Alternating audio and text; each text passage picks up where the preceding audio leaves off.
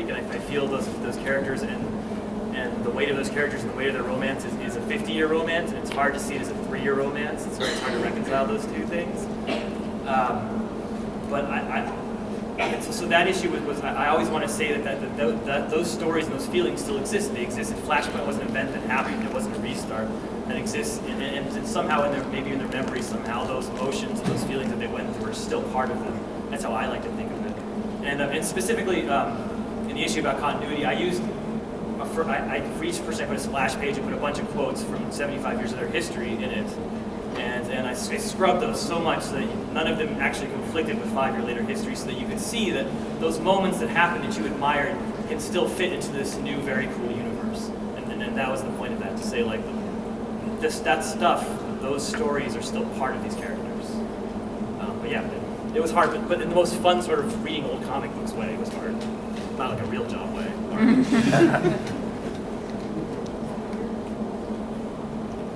I was wondering, last year was the 75th anniversary of Batman. It was July 23rd.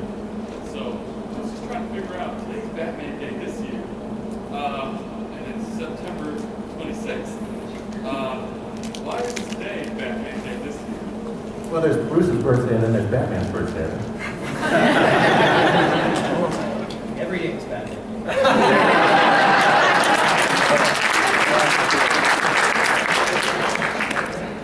It's going to be decreed a national holiday soon.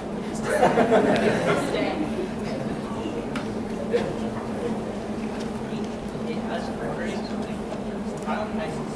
Batman died,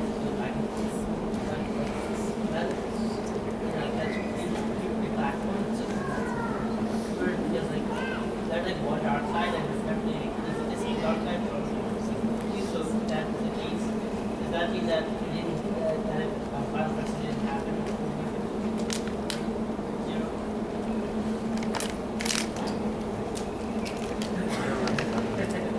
I mean, I think one of the things that, as we all write with all of these characters, getting into sort of what has happened and what hasn't, it's something that we reflect on it while we're writing these characters and their relationships and all that. So I imagine, I imagine that if Jeff Johns was sitting up here because he's been working on Darkseid for so long, he'd have a good idea of like what this Darkseid's history is in the altered continuity. But I think that obviously certain events in terms of Bruce's life, like Dick Grayson was Batman, and Batman did create Batman Incorporated, and all of that. Those things have been referenced in post-Flashpoint continuity. So you can imply that something happened then, and the shape of that something, like. If it's one of your favorite stories, yes, it did happen. If it's one of your less favorite stories, no, it didn't. You get to make that decision. What was that question? I'm sorry. Whether Final Crisis is still in continuity, and particularly in how it pertains to Batman and the Omega Beam sending him back in time. It's another question. As long as you're talking about continuity, I'm still grasping, trying to grasp where DC is going with continuity. They recently said continuity damned, and we're going nothing but story, going for story. For example, like, how does these stories fit with Justice League, where we have Bruce Wayne running around as Batman, and Justice League America, where they're, does this fall before, after? I mean, it's kind of hard when you're trying to read. I know, I get it. He was asking basically how does Batman fit with Justice League, and we're reading about continuity. And the truth of the matter is, I think, what happened, I think Jeff had a story planned for a while, and I had a story to kind of keep together.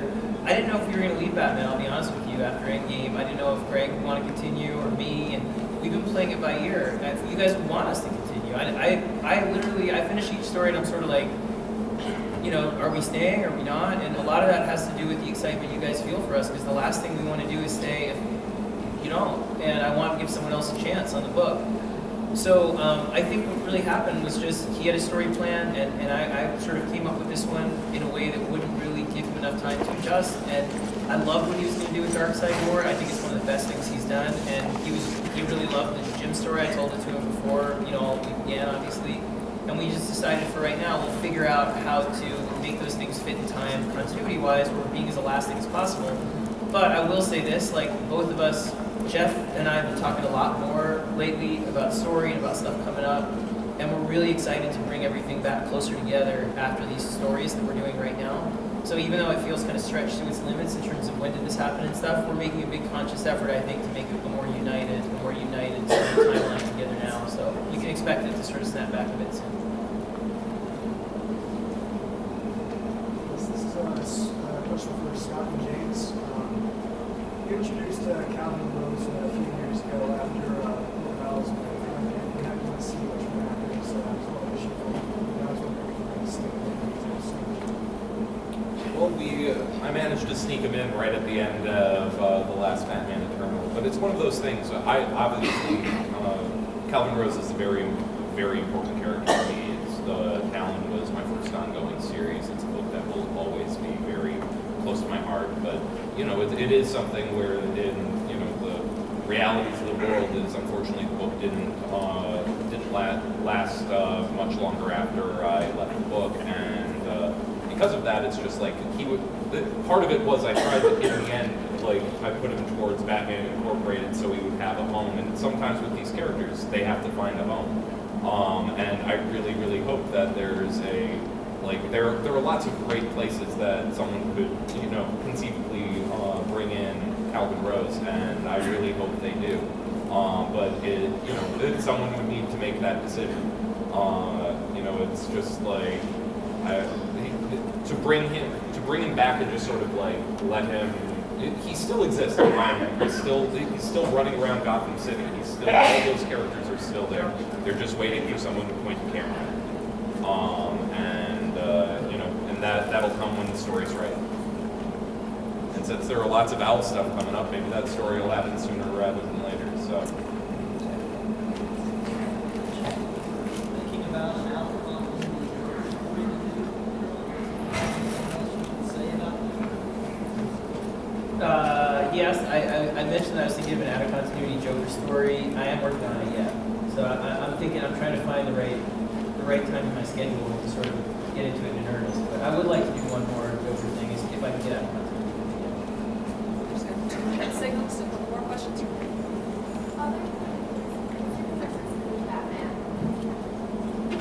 She said, other than Bruce Wayne, is your favorite person to be Batman? Well, I love writing Dick's Batman, but I love writing Jim. So for me, they're just so different. I enjoy each one very differently. Dick was Batman because he was fun because I started Batman when Dick was in Cal, and he was terrified and excited and all that stuff to be Batman, and I was terrified and excited to write it. So we just got along great, from one.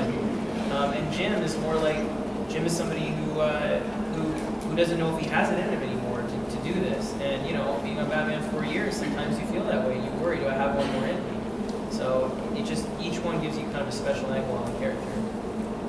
I have time for one more question. Somebody who hasn't asked a question? Right there?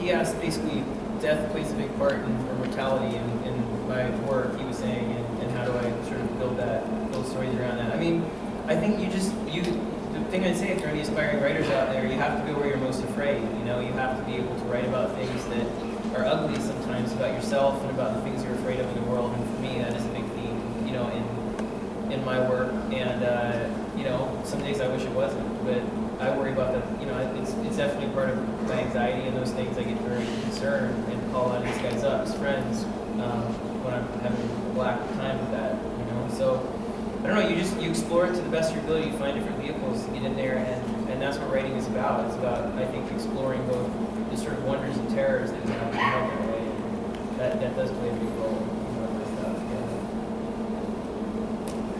all for coming, and happy to have you back.